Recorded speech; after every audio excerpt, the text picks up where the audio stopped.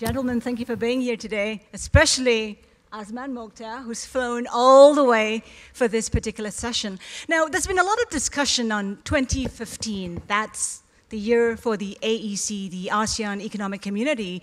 But as we focus our eyes on the date, it's also important to focus beyond that to ensure the strategic relevance of ASEAN in the regional as well as the global community.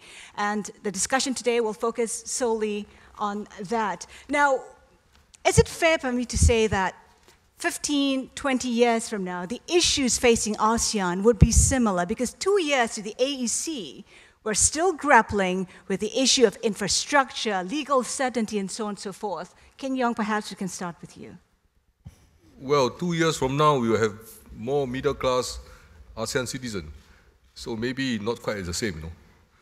And then at the rate technology and internet are going, the media in ASEAN will also be quite different.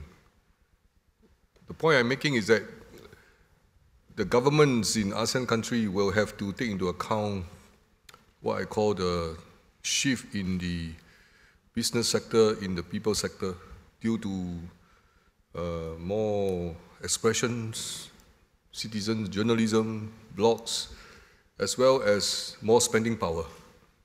And to do so, ASEAN policies either can be speed up or will be left behind. So I don't think 2015 we are going to see much the same. I feel that ASEAN has already most of the plans. It's just an issue of implementation. And the more the people express their interest in certain areas, want to do certain things, more connected, in particular with the rest of the region and the rest of the world, government policymakers will have to make adjustment. So I sense that 2 years from now, there can be a more positive atmosphere for some of the ASEAN integration activities. Many of these plans that we have not made much headway in recent years because sentiments in our respective countries have been quite nationalistic to a certain extent. But as more and more ASEAN citizens become middle class, more and more connected with the rest of the world, and maybe more developments elsewhere which are negative and having an impact on ASEAN, I think the condition on the 1st of January 2016 might be pushing our ASEAN authorities to do more. The whole idea of integration is to get more strength in unity. So currently the excuse that we always heard is about people not very much understanding what ASEAN government are doing, and people not keen to do too much for ASEAN because they want their own domestic and national concerns be met. But I think on the January 1st, 2016, the world might be quite different. You talk about the reluctance in implementing. I mean, regulations are in place. In fact, on paper, 80% of regulations have been adopted. It is in the implementation. Azman, why has it been so difficult, and why is there perhaps a reluctance? First of all, I think we could use a fast train from KL to Singapore, and back, of course. Secondly, to answer you directly, I'm not sure it's been that difficult, to be honest, from perhaps a business standpoint, although my guys in the crowd were feeding me what Tharman was saying and what Patrick and Nazi has been saying, which appears to be a message that business is ready and governments are less ready. I don't quite buy that, actually.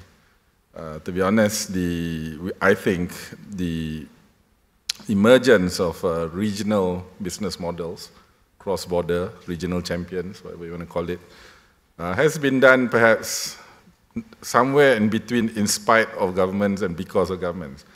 So to be fair, so it's not, I think both cases are not quite right. So, you know, those who are able and willing to build pan-ASEAN business models are already doing it.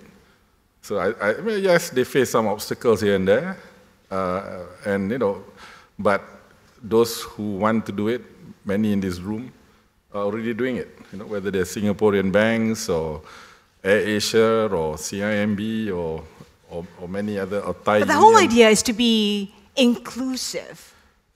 Inclusive. Having a single market. How do you define bringing along those who are perhaps late in the game even, the likes of your Vietnam, Cambodia, Laos. Well, since this is a business forum, I mean, that I'm sure is one of the ASEAN's at the multilateral governmental level is a primary objective. At the business level, business people will find where capital flows. And so, basically making the point, if you're talking about an economic community or business community, I think is moving. Of course, post-2015, as the topic appears to posit, good, it'll be better, presumably it'll be better.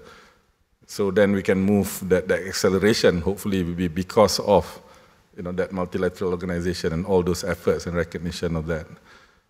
Haslinda, how are you going to do this? Should I give my points now, or are you going to go round robin? No, I'll get Zhang Lei now. Thank you very much. Thank you.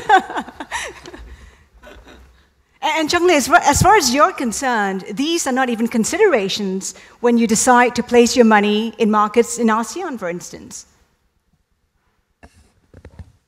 Well, of course, that if having a reliable and consistent message of opening up, less nationalism, and being something that make foreign investors feel that there's a roadmap. It doesn't matter what the current status is, or because we think as long as we have some consistency in policy, that would be good for foreign investors. On top of that, what we think as foreign investors, as investors, we started out investing in China, but now expanding very, very interesting in ASEAN countries because we saw huge potential.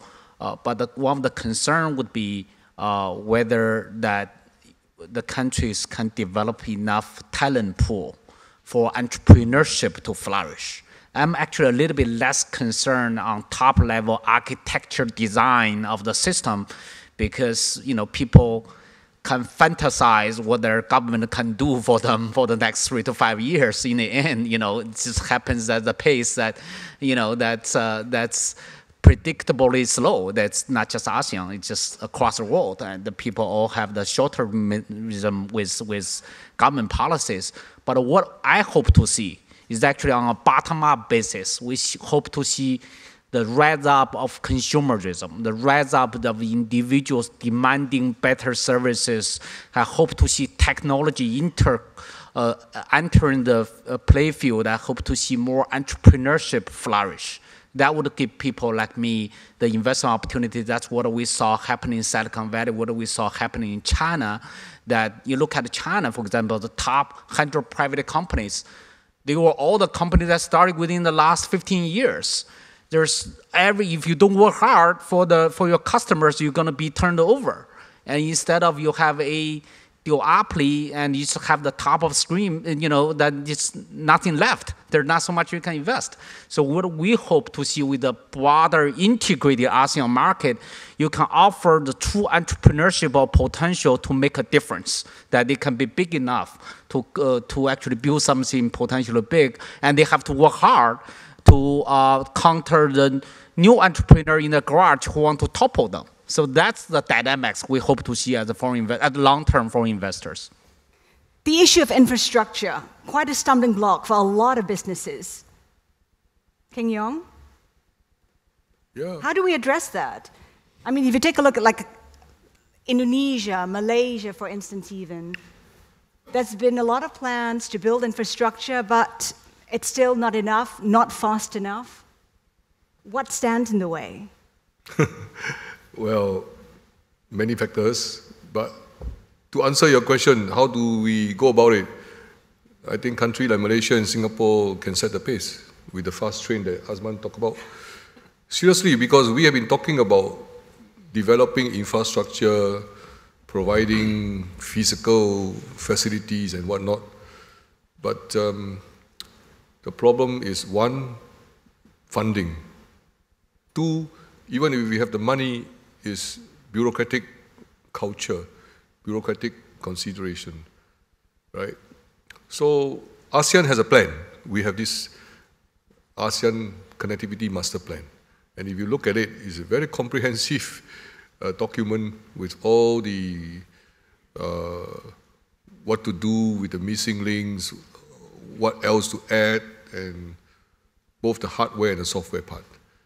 But somehow it's slow in starting off. So I think going forward, it's important to have a few, what I call champions or specific showcase in ASEAN. This fast train is one example. Another example that we hope to take off has to do with the ASEAN grid for the electricity power transmission. These are things that can be game changer. And if other country in ASEAN look at it and say, hey, what country A and country B are doing can work, and it's actually good for our own infrastructure development, they will all want to come in. So I think, yes, officials at the bureaucratic level continue to talk about how to refine the plan, how to implement the plan.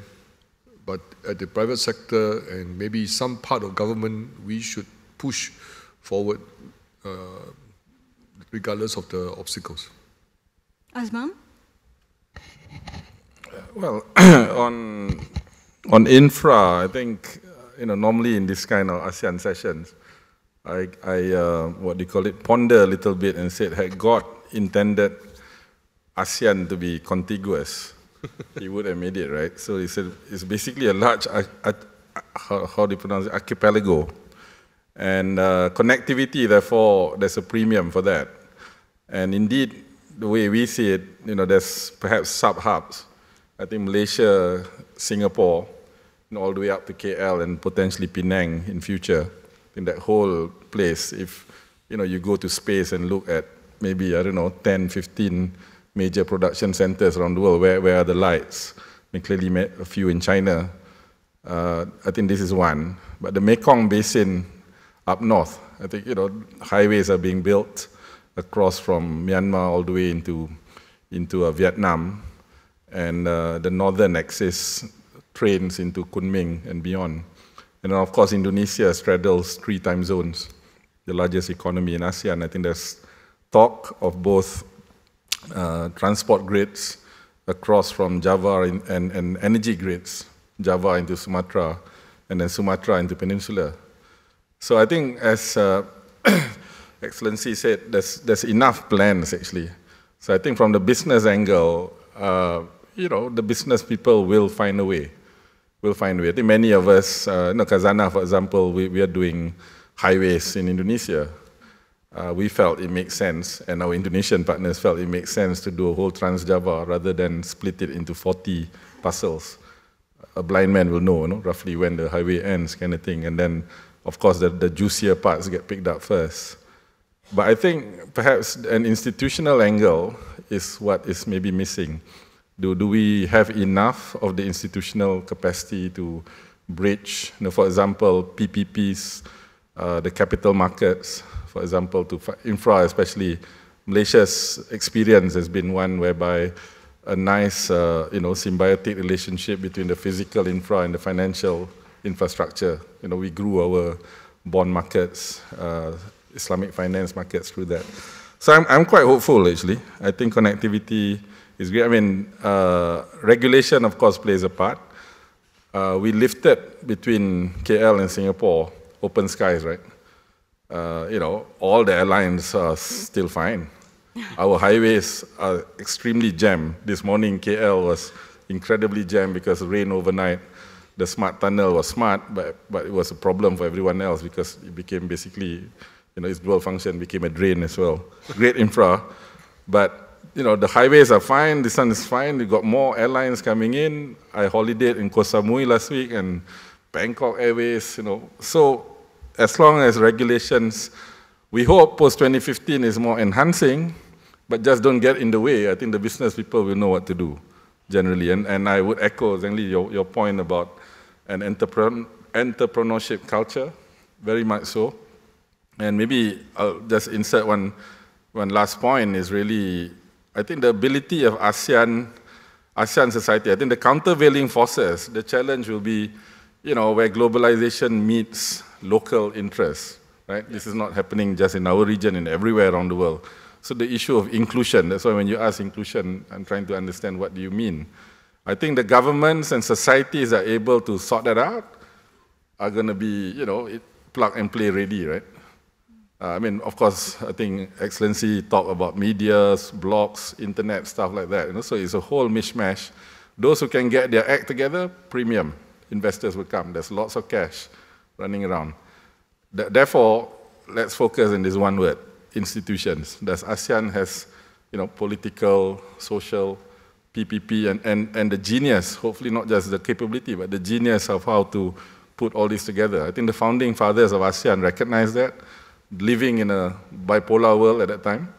I think today's world, don't know. I mean, this is not really my area, geopolitics, but I do not know. I'm sure this is of interest to business leaders here and how that plays out. I think on the trade side, for example, as you know, there's currently TPP discussions and RCEP and all that.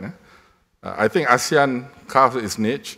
We are looking, at least relatively speaking, we are looking great compared to everywhere else, right?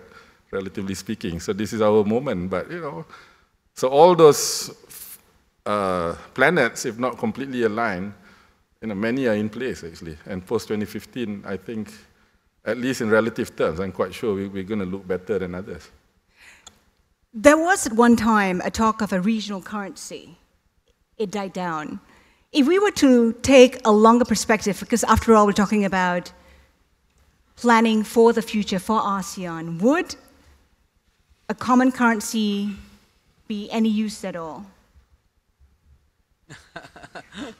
Surely the European experience is put to rest. Is it so, in your view, is it dead?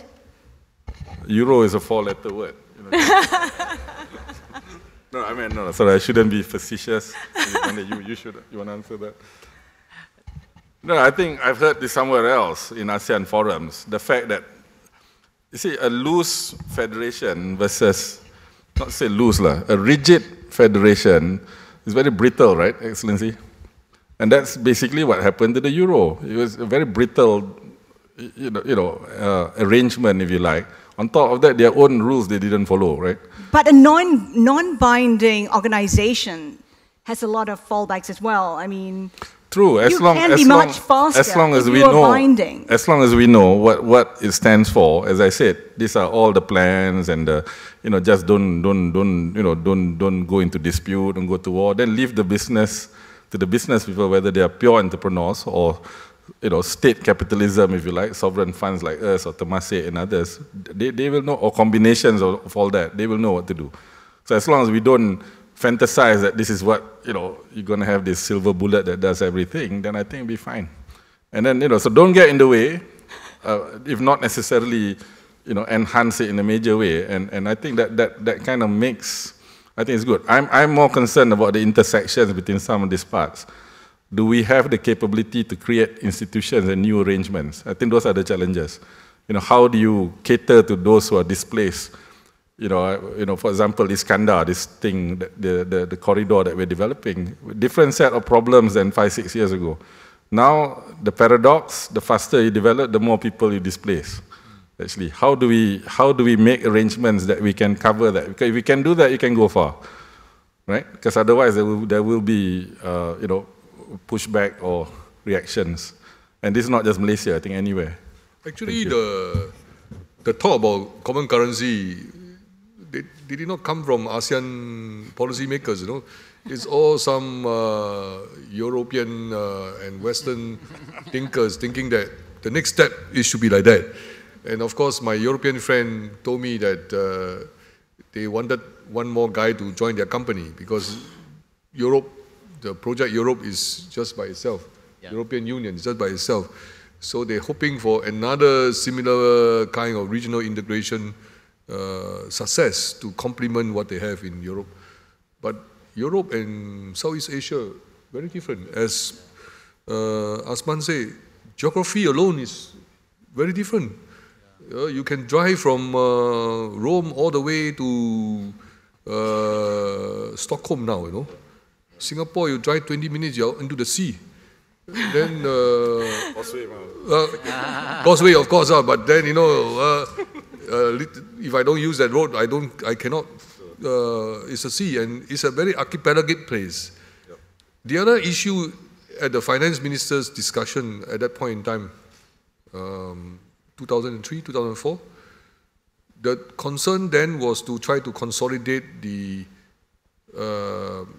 respective currency, have more stable exchange rates.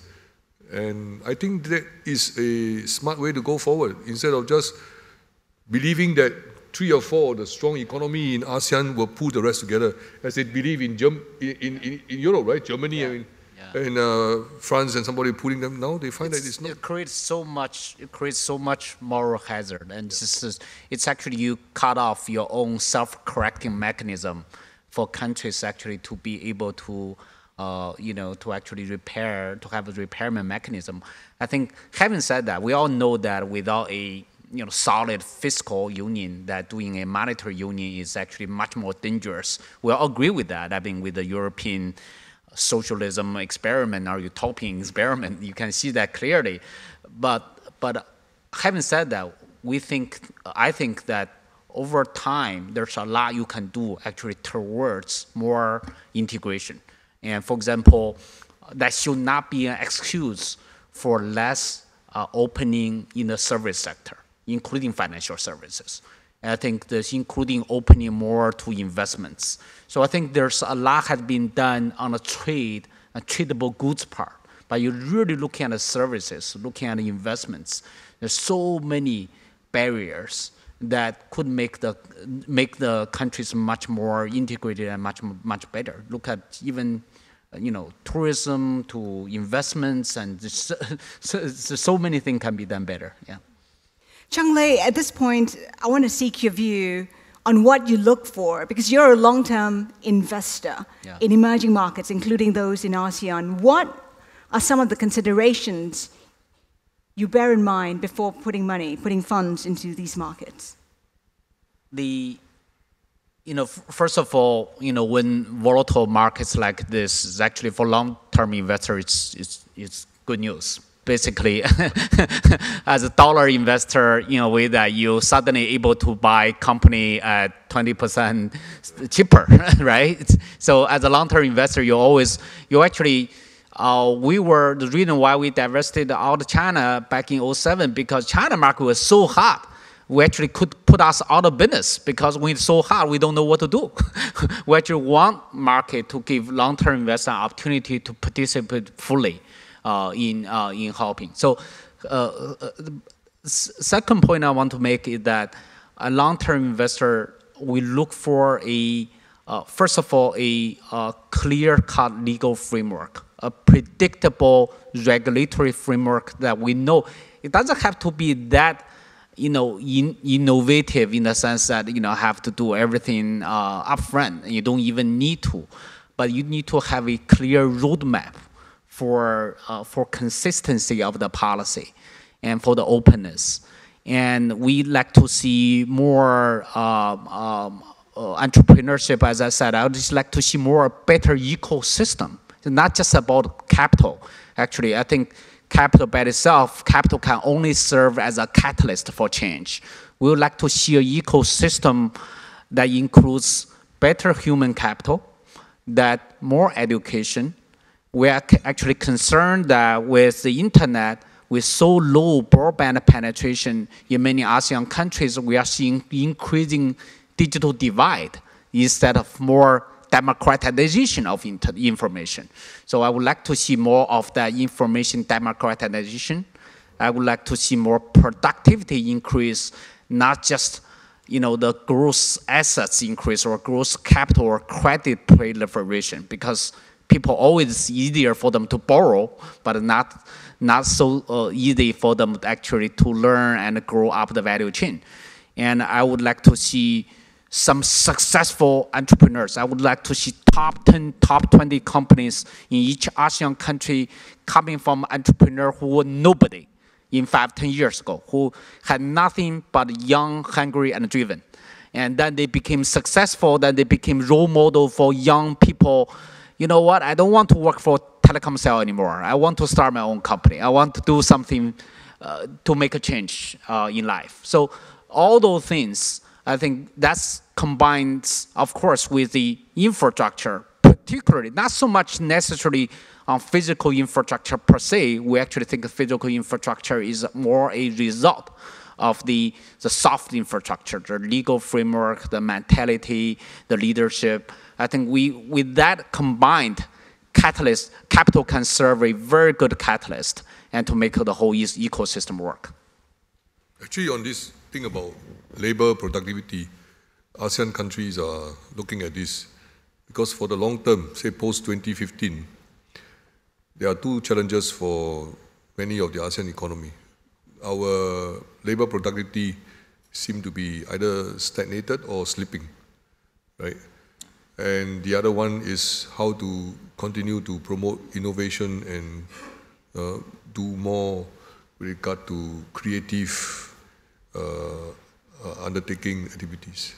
And this come about because some of our ASEAN ministers are asking, yes, if we can be fortunate to have an integrated market, ASEAN economic community, not perfect, but it get going, what other challenges we have?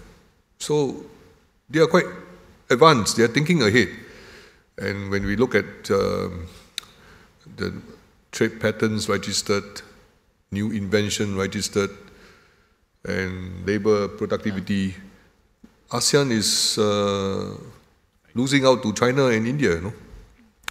So eventually the foreign investors will start to look at it, and if they are here for the long haul, they may think that these are negatives rather than positive. And so we need to fix that so that, you know, these potential investors still will have confidence and the, you know, incentive to stay in ASEAN and use ASEAN to be a stepping stone for their activity in the wider Asian region. We promised that this would be an interactive session, so we'll take questions from the floor if there are any at this point in time. None? While you are pondering, I must put on pitch for ASEAN. 2015 will come not on the 1st of January 2015, but 31st of December 2015. Yeah. So we buy ourselves another 12 months. Yeah. The important thing is that after that, 1st of January 2016, it doesn't mean everything you wake up is a new world. No? We are going to continue to do some of the things that we are supposed to do. In terms of trade in goods, I think ASEAN free trade area is relatively well established. But how to go beyond that to connect with the big trading partner like China, India, and the rest of the world, USA and Europe. But in trade, in services, we still have some way to go. And I believe the work will continue into 2016 and so on and so forth. And then in other sectors such as, you know, what I mentioned just now, how to promote productivity, how to promote innovation, and in the infrastructure development, master plan on connectivity. So all these will still be pushing ahead. It doesn't mean everything stopped on 1st of January 2016 and we declare that the community is here and celebrate and that's it. So I want to make this point because I think it's an ongoing work and it will go right into 2018. Tariff reduction program for CLMV, that means Cambodia, Laos, Myanmar and Vietnam, they have until the end of 2018 because they are less developed economy, we are giving them extra time. So this is something for all of you to take note of. Questions from the floor, please. For EAS Strategic Advice, my question is, I think the panelists have not touched on one important aspect, which is the small and medium enterprises. I mean, the big boys are talking about the big things, but what about the SMEs? How are they going to face integration? Because this is one message when I travel around the region, they're looking at SMEs. So what is the fate of SMEs in a more integrated ASEAN economic community? Thank you. First thing, I think the SME must also be a bit more stringent with regard to their own analysis of the situation. They basically claim that they don't have access to capital. They don't know many things that are happening. But if you look at some of the countries, I don't know about the rest of ASEAN, but say in Singapore, there are many incentives and many dollars available. Is how they assess it. The complaint has always been that too much of bureaucratic requirements. Okay, so now we reduce the bureaucratic requirement. But more importantly, I think we need to get our business group and our Chamber of Commerce and industry sector bodies to do more public education, to do more awareness program, because many of the SMEs, they don't really know what is going on in some of these integration effort. So I believe we need to do more, but at the same time, the SMEs must also come forward. They just say that this is no good for me, I am not going to be able to continue my export to country A, country B, therefore my government must not do this, look after me first, don't worry about what the companies in the other ASEAN countries want. I don't think that is right, because I don't think anybody demand rejection of domestic or indigenous companies. In fact, I think many politicians in our ASEAN country look after SME in a, I would say, overprotective way. So I agree with Mr. Nathan's concern. We need to do more, but I think at the same time, it's not for lack of trying, and there's no lack of incentive package. Yeah, it's a question of how to bring this group of entrepreneurs into the system. You wanted to add something? I guess there's a common definition of SME, but you know, Zhang Lei in particular made a big shout on entrepreneur ecosystem. So I guess the big boys and governments got to, in my view, you got to find the right balance, because depending on how you define what is big. So for example, some of our regional champions, so to speak, the companies, they may be regional champion, but they're still small, you know, on a global scale. I see a lot of, I'm trying to stitch this now with the points on, completely agree on productivity, innovation. I mean, how many truly ASEAN brands have actually emerged? Not yet, not yet, but I think I see a lot of energy. I bought a flight to Jakarta, for example. I see Malaysians and Indonesians going back and forth. Today, you get married in Kuala Lumpur, the supply chain, you know, carts, stuff like that, there's whole industries in Jakarta or Bandung that's doing this because it's cheaper. So you get families go down and figure out, you know, what carts do they want. You know, those are very much SME stuff. And then, you know, if I go and many of us go into Bangkok, for example, you know, you don't want to go to yet another Louis Vuitton store or whatever it is. You look for, you know, little shops, interesting shops, independent shops.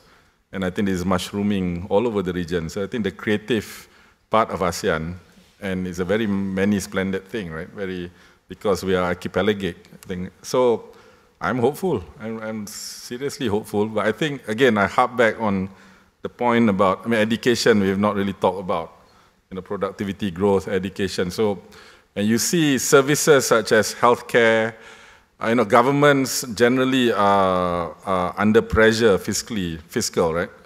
Corporates are generally well off, generally, lots of exceptions, but generally. Societies are getting quite fractured. So I'm kind of obsessed now whether, one, the more traditional institutions, and two, institutional innovation. Can you bridge some of these things and solve whether PPPs or you get a trust economy going without affecting business? And many of you in this room got all kinds of things that you're doing on that front.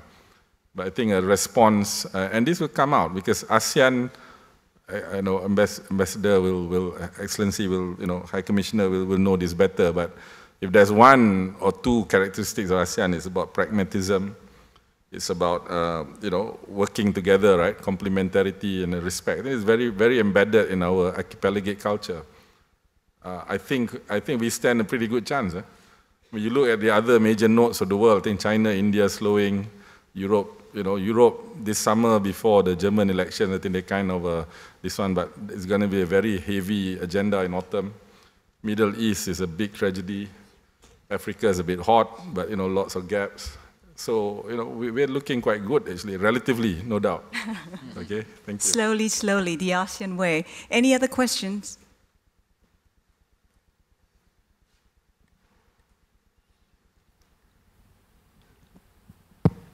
Alex Wang from China Daily. I have a question for all of you.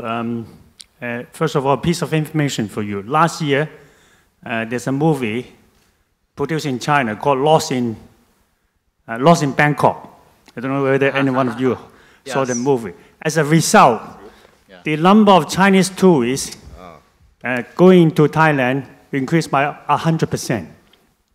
What does that tell us?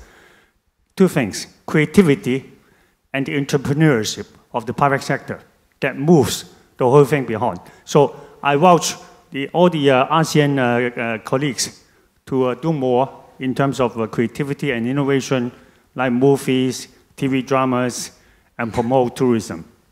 Specifically, regarding visas, and I know for a fact for myself, Bangkok or Thailand specifically and Indonesia, where they don't require any visa or they require visa on arrivals, right? As a consequence, number of Chinese tourists coming to these countries surpass any of other ASEAN countries. I could be wrong. So my question is, why not, as we talk about beyond 2050, why not you remove all the visa requirement among ASEAN countries and China? I guarantee you, the number of Chinese tourists increased by at least 100%. Your Excellency. The other thing I want to mention is, echoing Mr. Zhang's comment, his investment criteria about ecological and everything. I think keyly to me, and on my books, beyond 2015, investing in ASEAN, the key direction is investing in our next generation, investing in our younger children. So what does it mean? We, the private sector, has to lead, investing, recognizing, promoting, engaging the younger generation. In this particular instance, China and ASEAN, the younger generation, have great future. So I want your comments. Thank you. Well, for the tourism, I think I have one of my colleagues from the ASEAN Secretariat here, sitting somewhere. Yeah. Eddie Kirismi, he will tell you more about the difficulty we have in trying to remove visas. Yeah. But most ASEAN leaders, in fact, all ASEAN leaders agreed that there should be visa-free travel. The only problem is that every time when they go home, the security boy will go there and tell them, Your Excellency, we cannot do this, But the good thing is that as they go around the region, Azman mentioned he went to Koh Samui. Yep. You can see so many travelers, and they are spending money, which is good for our local economy and good for our local people and not get a job. So I think it will come. When will it come? What's the time frame we're looking at? Well, Eddie, 2015 we're supposed to clear everything, right? Yeah. 31st December. Yeah, 21st December. So 2015 is your magical number. Yeah. Anything magic number, yeah. But I think, we work on it. And actually, it's a big deal. Tony Fernandez just walked in. Air Asia contributed to a large chunk of the 47 million tourists intra-ASEAN, right, Eddie? 47 million. 47 million countries. Yeah, this is 46 million. Yeah. Yeah. So I think, Alex, we are working on it. I think very often we will raise this to the leaders, and almost all of them are working on this issue. If there are no other comments, then I'm afraid it's time to wrap up the discussion. Keng Yong, Azman, Zhang Lei, thank you so much for your views today.